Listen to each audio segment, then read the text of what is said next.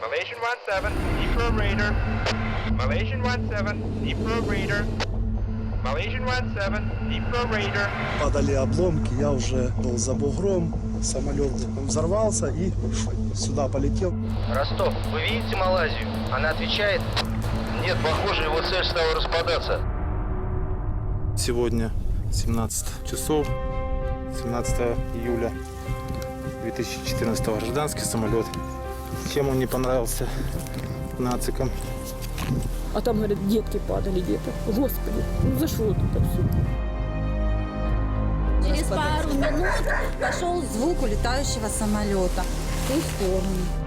Я поднимаю и смотрю высоко, маленький военный. Так что был второй, это по-любому, 100% был второй самолет. Diese Bilder, die habe ich gefunden am Freitagabend. Was hier sofort auffällt, das sind hier Einschüsse, etwa von einer 30 mm Kanone. Aircraft MH-17 was crippled by an air-to-air missile, and as it descended, it was finished off by cannon fire.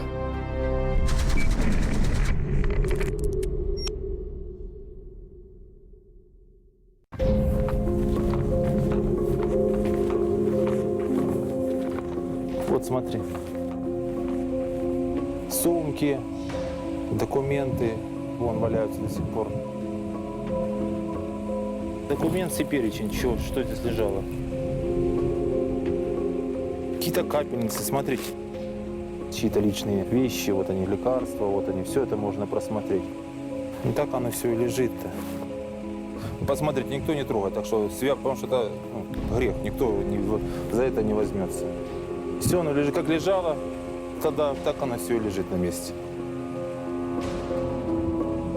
It's 80 days since Malaysia Airlines MH17 came down here in the Donetsk region, close to Grabova village.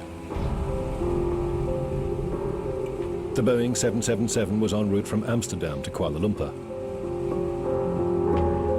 Aircraft fragments and personal belongings are still scattered over some 30 square kilometers.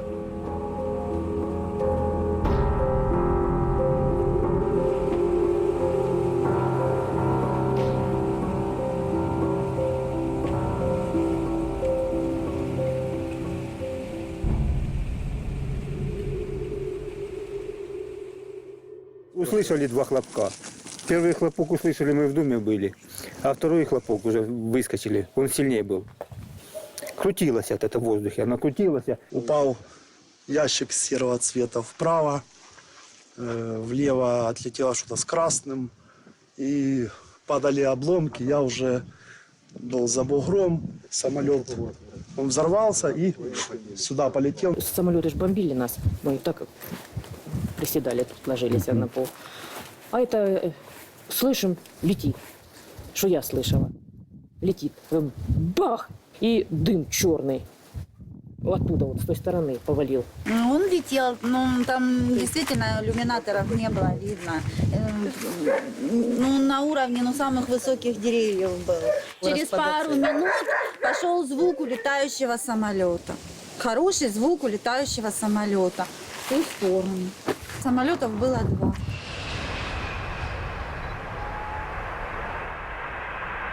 Schiphol Airport, 3 hours before the tragedy. Flight MH17 leaves Amsterdam for Kuala Lumpur on schedule. 283 passengers and 15 crew members board the plane. This video was taken by one of the passengers and shared online just a few minutes before takeoff. Of our boarding and cargo loading. Once again, do ensure that your phones are also off for the flight. Firdaus bin Abdul Rahim was first officer on the Boeing. He was to fly the plane for the first stage of the journey. Dia biasa je. Saya dia nak pergi tu dia biasa. Dia memang selalu kalau nak pergi dia akan call saya lah. Saya tak ada apa tapi cuma hari tu dia lambat call tu je lah. Selalu dia biasa bila dia dah naik dia punya pick up dia akan call kan. Tapi masa tu dia kata dia dah terlambat. Pick up dia lambat. Tu dia call tu saya tak sempat angkat tu saya call dia balik. Bila saya call dia balik dia dah masuk flight. Kita dah masuk dah dalam.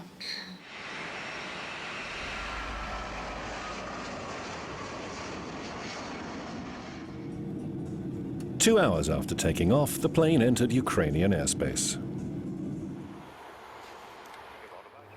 Okay, 5 hours after flight, mostly the passenger already have their dinner, and we just completed the service. Some of them are sleeping, and the crew might be checking the next meal because we're gonna serve breakfast before landing. In July, violent fighting was underway in the east of the country between government forces and militia groups from the self-proclaimed Lugansk and Donetsk People's Republics. Nevertheless, air corridors over the region remained open to civil aircraft.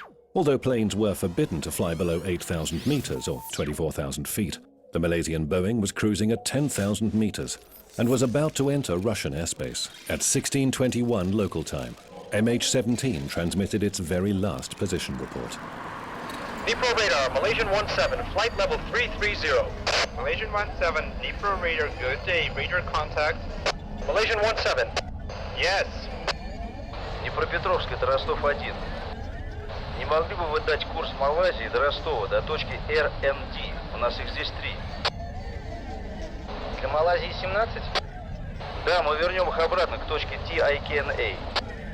Хорошо.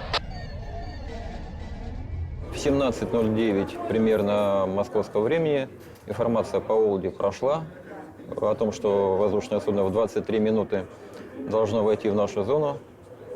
Ну, фактически оно в нашу зону не входило. Украинский диспетчер вышел и уточнить, выходил ли к нам на связь этот рейс, на что получил отрицательный ответ. Соответственно, уточнил, наблюдаем ли мы отметку от этого воздушного судна. Мы ее также не отмечали, не видели на своих локациях. Ростов, вы видите Малайзию? Она отвечает. Нет, похоже, его цель стала распадаться.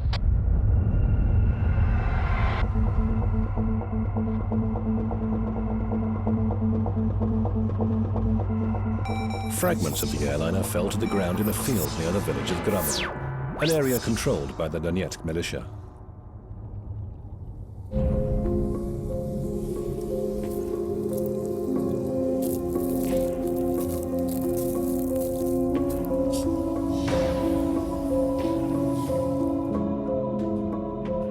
The commander of one militia group, Oleg Vtulkin, was among the first on the scene after Malaysia's Boeing 777 went down. He took these pictures with his own mobile phone. Сегодня 17 часов, 17 июля 2014 гражданский самолет. Чем он не понравился нацикам? Провокация. Трупов полно. Олег, километр, может полтора. Поехали.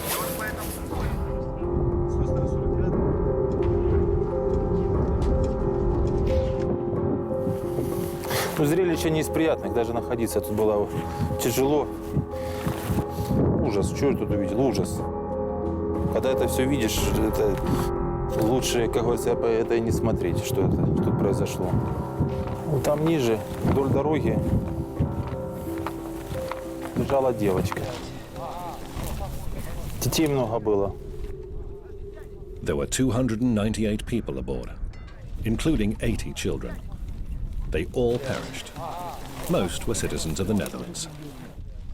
Я ж так иду, смотрю, тут и народ уже полно вот места, смотрите, вот это белое. Вот беленькое, да? да? Здесь, да, труп лежал.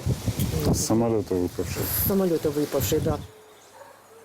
А там, говорят, детки где-то, детки падали где-то. Господи, ну за что вот это все?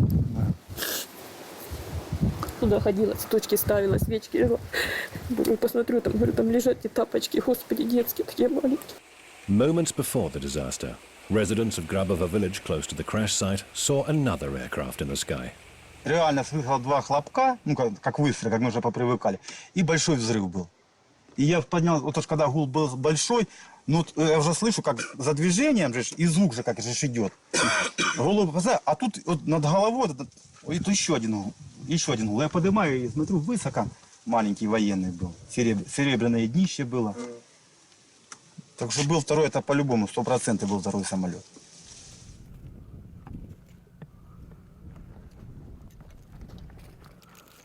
On the night of July 17th, the Ukrainian Ministry of Defense issued a very specific statement.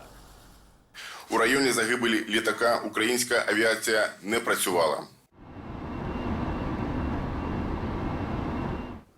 Peter Heisenker is a German pilot with a long service record. He's flown most modern passenger aircraft in the course of his career.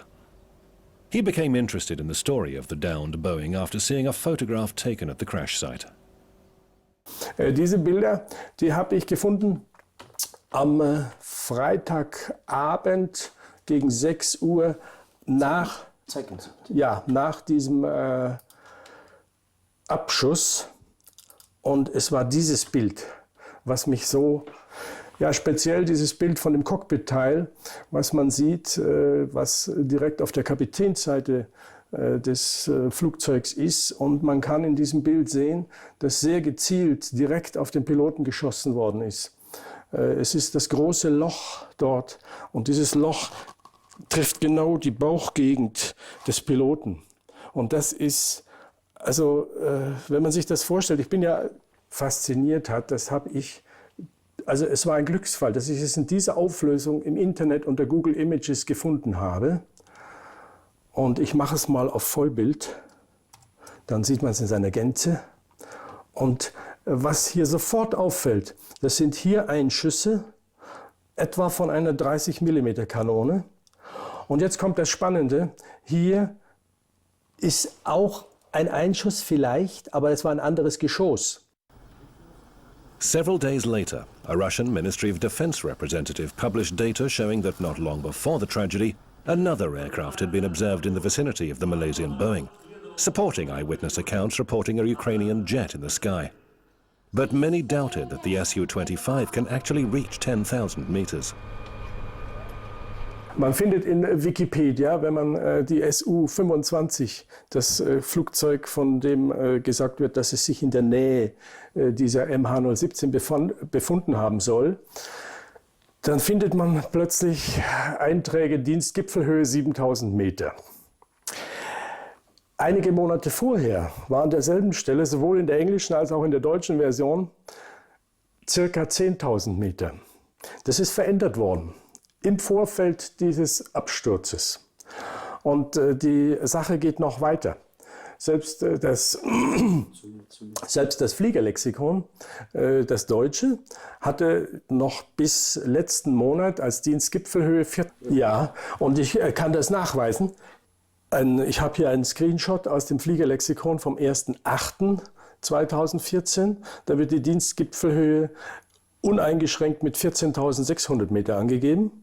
Und dann habe ich den Screenshot von demselben Provider vom 1.9.2014. Da wird die Dienstgipfelhöhe mit 7.500 Metern angegeben und nur noch gesagt, dass die Su-25 im Test 14.600 Meter erreicht hat. Also der Самолет Су-25 имеет хорошую тяговооруженность. Он достаточно быстро может подняться на высоту 9200, там, 9600 и находиться там достаточно длительное время для выполнения той или иной задачи. Поскольку на питании на чистом кислороде летчик может выполнять задачу в течение 30 и более минут. Я лично летал на этой высоте, и никаких проблем со здоровьем не было.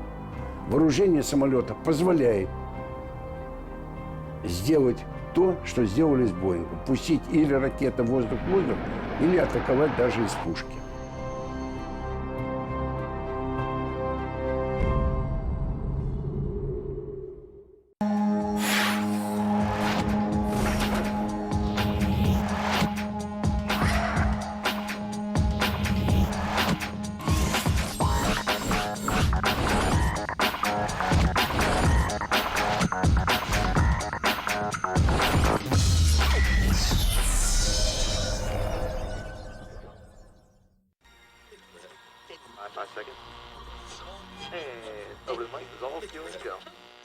Did you know the press is the only industry specifically mentioned in the Constitution? That's because a free and open press is critical to our democracy. Track Alpha. Roll Alpha. In fact, the single biggest threat facing our nation today is the corporate takeover of our government and our press. We've been hijacked by a handful of powerful transnational corporations that will profit by destroying what our founding fathers once built up. I'm Tom Hartman, and on this show, we reveal the big picture of what's actually going on in the world. We go beyond identifying the problem. We try to fix it. Rational debate and a real discussion of the critical issues facing America. Stand by on camera. Go. Ready to join the movement? Then welcome to the big picture.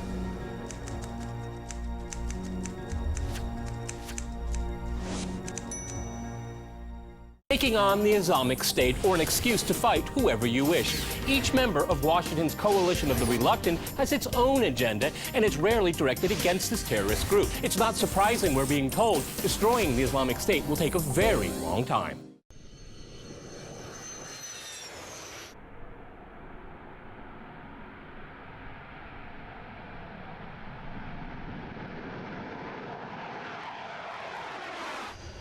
These Su-25 fighter jets, NATO codenamed Frogfoot at the Russian Aviation Center in Lipetsk, are identical to those used by the Ukrainian Air Force.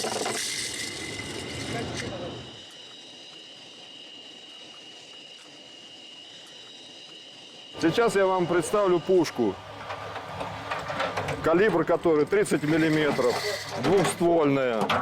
Вот перед вами боекомплект этой пушки, которая сейчас вставляется, то есть самолет снаряжается снарядами.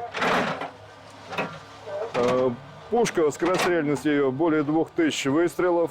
Стрельба может вестись с дальности от 2 километров и до 300 метров, то есть чтобы не попасть в зону разлета собственных осколков. 300 метров ограничивается дальность стрельбы. Вот на ручке управления самолетом находится с правой стороны гашетка для управления пушки, то есть гашетка для стрельбы из пушки.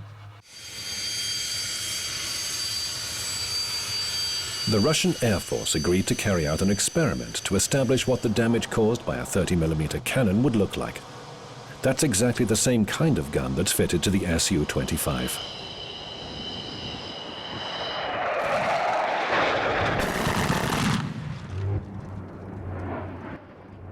Вы видите результаты удара, авиационного удара с самолета Су-25 30-миллиметровой пушкой. Вот отверстие попадания, вот попадание, вот попадание, вот попадание. На киле 3 попадания. Также разрушено остекление кабины. Это так называемые входные отверстия. Соответственно, если мы обойдем самолет, то там посмотрим то, что осталось при выходе снаряда. Вот видите выходное отверстие. Вот выходное отверстие. Вот. Вот. Вот. Вот здесь разрушено. Скажите, а вот эти мелкие, которые мы видим, это что? Это результаты осколков.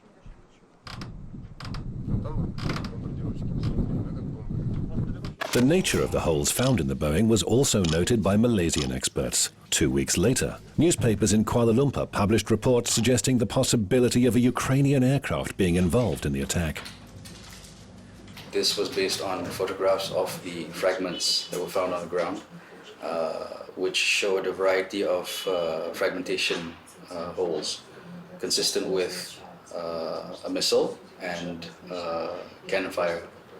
So on that basis, Malaysian investigators are working on the alternate theory. There's an image of the wing.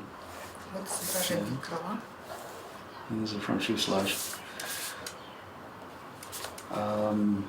There was one mark that looked like a jagged piece.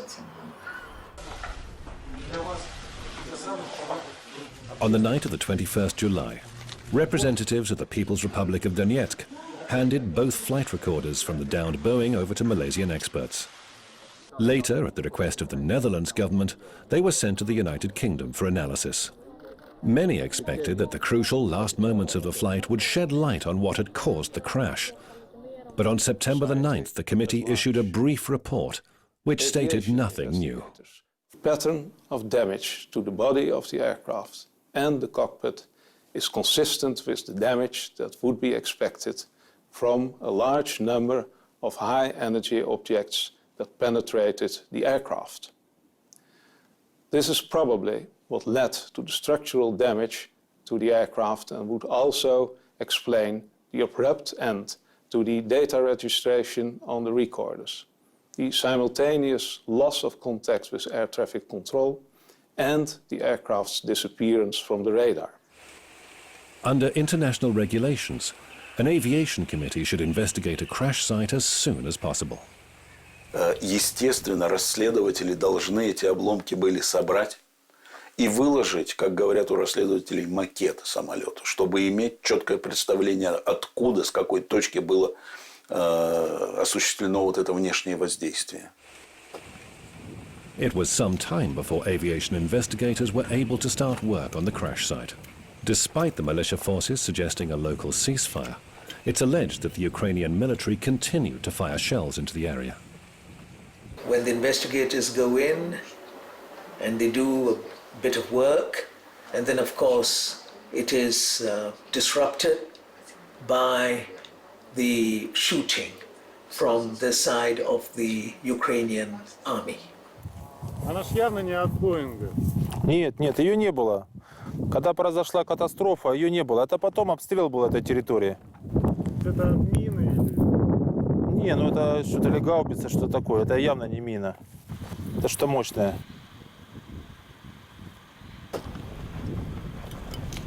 Там и ополчения нет. То есть кого-то там накрывать артиллерийским огнем, ну это вообще не имеет никакого вообще смысла. Это был способ, каким образом там, зачистить следы. However, despite the absence of evidence, just hours after the incident, most Western media ran with one popular theory: that the Boeing had been shot down by militia forces with an SA-11 Gadfly, NATO's codename for the Buk anti-aircraft missile.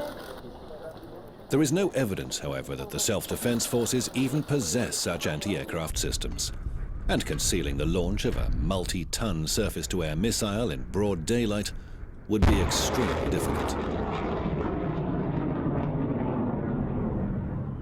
Пуск ЗРК «Бук» сопровождается вот таким вот длинным инверсионным следом. Скорость ветра примерно 4 метра в секунду, то есть спокойная. Штиль. Почти. Да, почти штиль. Значит, ЗРК «Бук» имеет вот такой вот длинный инверсионный след, который от самой Земли до момента встречи с целью проистекает. То есть, если он бы стрелял вертикально, это 10 тысяч метров, а именно на этой дистанции находился самолет. Но поскольку он стреляет, как правило, по гипотенузе, то это примерно около 15 километров. Вот такой инверсионный след огромный, который в воздухе, отмечу, при такой метеообстановке будет находиться до 10 минут. Вот. Представьте, чтобы такой инверсионный след не был замечен никем. Обратите внимание на характерный рисунок, который должен был висеть в воздухе от встречи ЗРК «Бук» с поражаемым объектом. Около 5 минут такой след висит в небе, ну, уже на пятую минуту уже оставьте, но этого достаточно для того, чтобы его увидеть и сфотографировать. International medical experts were unable to reach the scene for several days. The Donetsk self-defense forces had to take care of the bodies. Свозили сюда тела машинами, всаживали трупы в этот рефрижератор. Он поддерживал холод, стоял здесь на пути, ждал своего, как говорится, часа отправления, пока свезут все тела. Все это было под контролем. Все делалось в быстром режиме. Все свозилось, все сюда как можно, а надо было быстрее отправить тела, чтобы прошло это независимое расследование.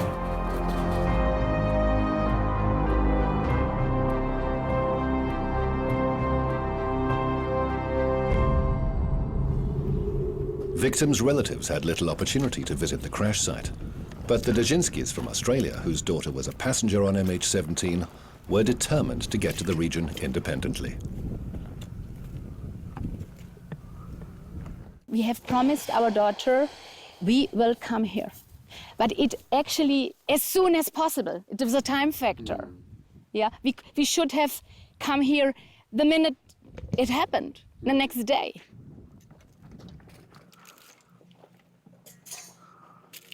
We are for peace. She was for peace. She is for peace, and she will be forever for peace.